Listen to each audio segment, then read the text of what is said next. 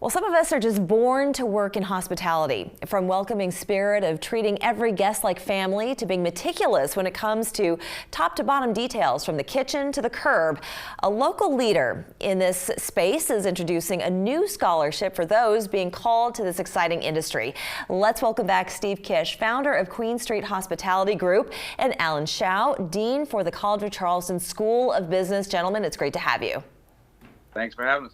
All right, first of all, Steve, this scholarship is somewhat of a passing of the torch moment in a way, bringing some others up through this industry after so many years yourself being in the hospitality business. So tell us, how did this all come about? Well, me and my sons, I have two sons in the business with me, Jonathan and Patrick Kish. We've talked about having a big retirement party this year, and we kind of said, why not just go ahead and do a scholarship with the College of Charleston and forget the party and put the money towards something better, something for the future. Well, we know your sons very well. We've, of course, had them on our program, and they're also very hard workers. But that's a very selfless thing, is to not have a party, but to give a scholarship for up-and-coming students. So, Alan, what does this mean for your department?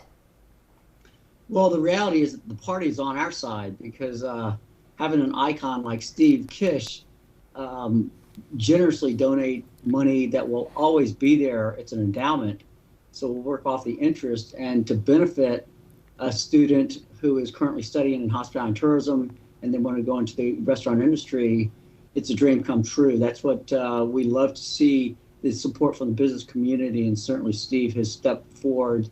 And thank you so much for bypassing your party and having the party start on our side.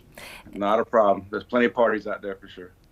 And I want to talk to you a little bit more, Alan, about the Department of Hospitality and Tourism. But Steve, I need to ask you, you've spent nearly a half century in this business. What have been some of the challenges? How did you manage such longevity in this business, knowing how difficult it is? No, I mean, I've got to say, it really has been a long time, working 50, 60 hours a week is a normal for our industry. But I've had a lot of good things happen to me over the years. I had good chances with people to give me opportunities, like buying A2 Queen back in 1982. I bought 5% for $16,000. And today I own the whole property and the business, and I bought out all my partners. Right. 82 Queen, and name some of the other restaurants under the group. Other group right now is Jalisco's Mexican restaurant, James Island, and Florence's Low Country Kitchen, which we know so well. Yeah, beloved restaurants, in fact. And in fact, so many tourists who come to Charleston eat at those restaurants before they leave. That those are the restaurants that they come to dine. But things that you've learned, changes throughout the 40 plus years that you've been in this business, what have been some of the biggest ones? I mean, I watched this city grow up from like 5 white tablecloth restaurants back in the 80s to what it is today. And I think there's like 600 eating establishments in Charleston. And how about COVID more recently? That's been a nightmare, of course, for the last couple of years. We've finally seen it coming to an end a little bit. We still have trouble with employees, getting employees to work. But it's getting better. It's getting better every day. For a lot of people, and especially new people in this industry, they say that COVID was probably their biggest challenge to date. But since you've been in this business for so very long, what do you think was your biggest challenge? I mean, over the years, A2 Queen's had fires. We've had hurricanes, which close you down for periods of time.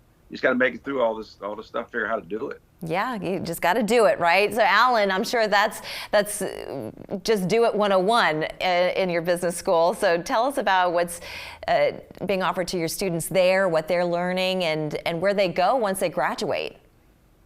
Right. I think one of the strongest things that we do here in the business school, and especially in the Department of Hospitality and Tourism, is give students the opportunity for experiential learning, and that is learning on the job. You can only learn so much in the classroom. And what a scholarship like this does for students is that provides them financial support for financially needy students.